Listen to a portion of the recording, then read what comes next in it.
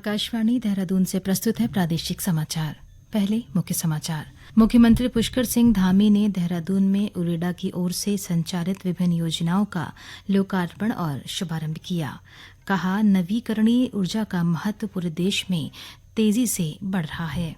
प्रदेश सरकार ने Delhi Dehradun express way और देवबंद रुड़की रेलवे लाइन परियोजनाओं के शीघ्र क्रियान्वयन के दिए निर्देश। विधानसभा अध्यक्ष रितु खंडूड़ी भूषण ने नैनीताल में आयोजित एक पेड़ मां के नाम कार्यक्रम में पौधारोपण कर प्रकृति को हरा भरा रखने का संदेश दिया। 22 जुलाई से शुरू हो रही कांवड़ यात्रा की तैयारियां अंतिम चरण में और प्रदेश के कुमाऊं मंडल में 21 और 22 जुलाई को कहीं कहीं भारी बारिश की चेतावनी।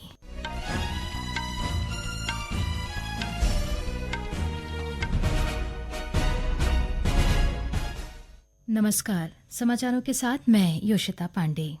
अब समाचार विस्तार से।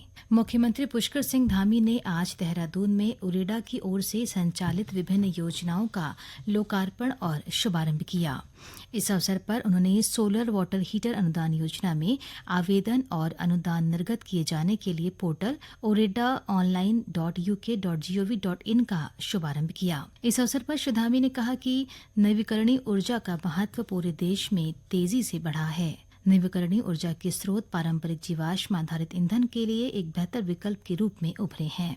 मुख्यमंत्री ने कहा कि प्रधानमंत्री नरेंद्र मोदी ने भारत से कार्बन उत्सर्जन को खत्म करने की दिशा में महत्वपूर्ण कदम उठाते हुए पंचामृत कार्य योजना के तहत भारत में वर्ष 2030 तक 500 गीगावाट नवीकरणीय ऊर्जा का उत्पादन करने का लक्ष्य रखा है। उन्होंने कहा कि प्रधानमंत्री कुसुम योजना के तहत किसानों को सौर पंप और सौर ऊर्जा संयंत्रों की स्थापना के लिए सब्सिडी और समर्थन प्राप्त हो रहा है, जिससे कृषि क्षेत्र में नवीकरणीय ऊर्जा का उपयोग भी बढ़ रहा है। मुख्यमंत्री ने कहा कि उत्तराखंड में सौर ऊर्जा और जल विद्युत के क्षेत्र में काफी संभावनाएं हैं और इसके लिए नई सौर ऊर्जा नीति बनाई गई है। प्रदेश सरकार ने दिल्ली देहरादून एक्सप्रेस वे और देवबंद रुड़की रेलवे लाइन परियोजनाओं के शीघ्र क्रियान्वयन के निर्देश दिए।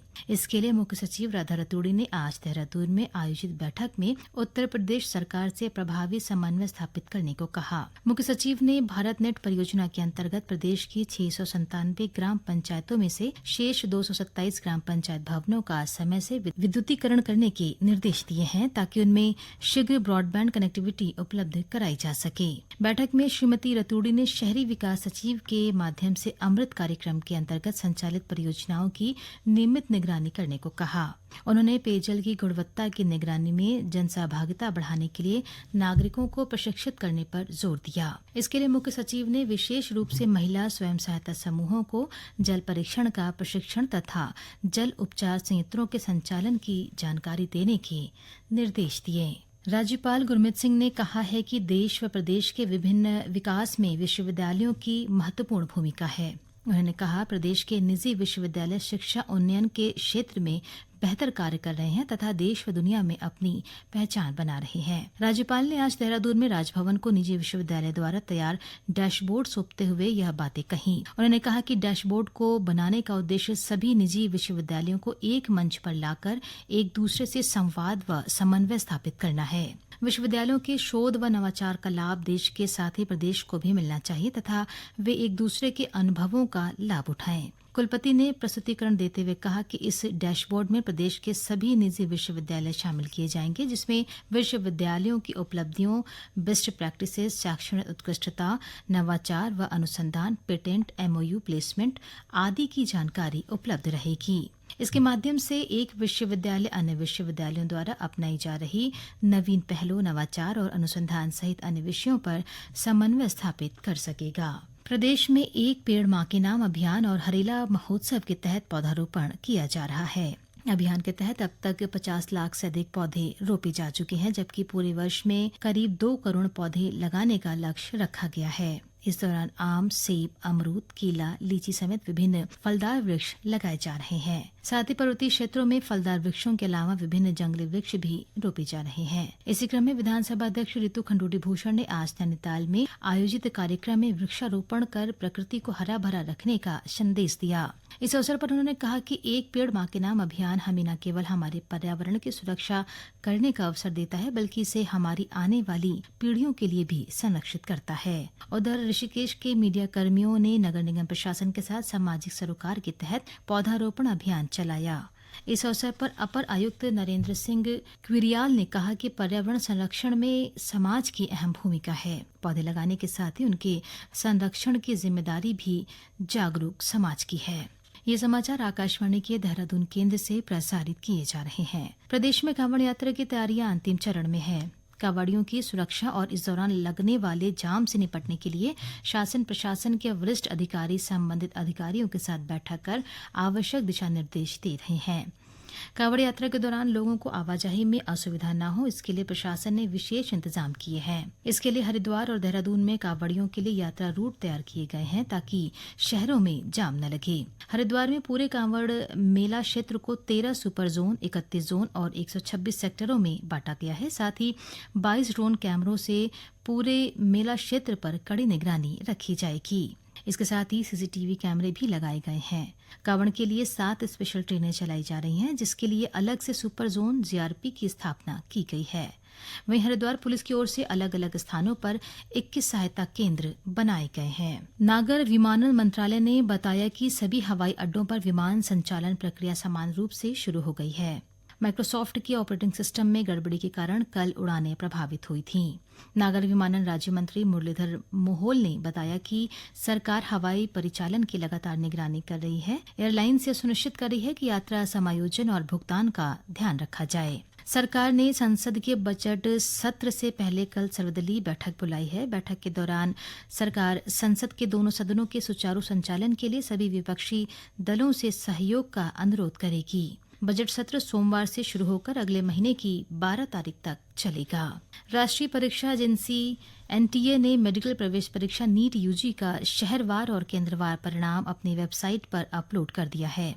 एनटीए ने सर्वोच्च न्यायालय के निर्देश के बाद परिणाम वेबसाइट पर डाले हैं। इससे पहले न्यायालय ने एनटीए को उम्मीदवारों की पहचान की मॉस्किंग कर आज दोपहर 12 बजे तक वेबसाइट पर परिणाम घोषित करने का निर्देश दिया था। परिणाम वेबसाइट neet.ntaonline.in पर उपलब्ध है।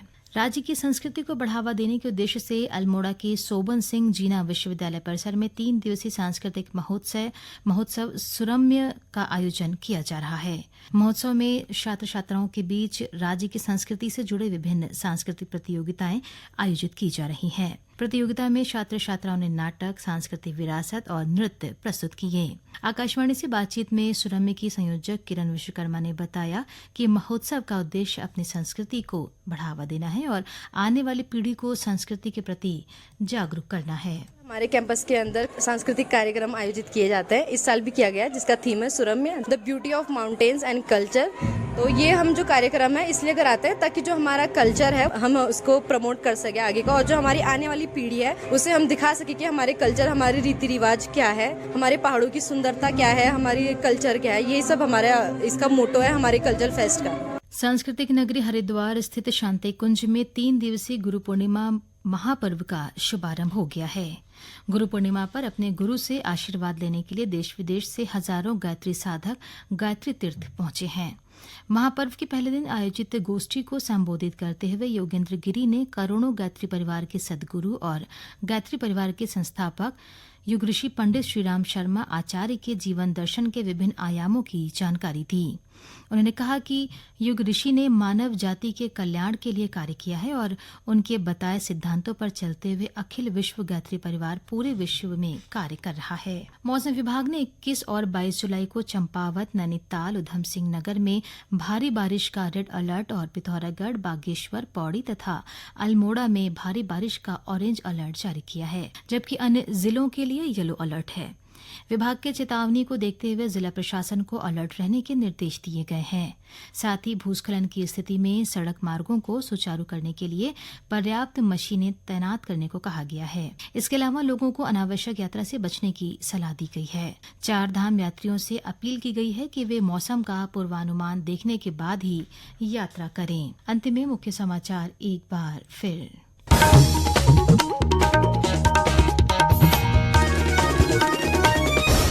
मुख्यमंत्री पुष्कर सिंह धामी ने देहरादून में उरेडा की ओर से संचालित विभिन्न योजनाओं का लोकार्पण और शुभारंभ किया। कहा, नवीकरणीय ऊर्जा का महत्व पूरे देश में तेजी से बढ़ा है। प्रदेश सरकार ने दिल्ली देहरादून एक्सप्रेस वे और देवबंद रुड़की रेलवे लाइन परियोजनाओं के शीघ्र क्रियान्वयन के दिए निर्देश। विधानसभा अध्यक्ष रितु खंडूड़ी भूषण ने नैनीताल में आयोजित एक पेड़ मां के नाम कार्यक्रम में पौधारोपण कर प्रकृति को हरा भरा रखने का संदेश दिया। 22 जुलाई से शुरू हो रही कांवड़ यात्रा की तैयारियां अंतिम चरण में।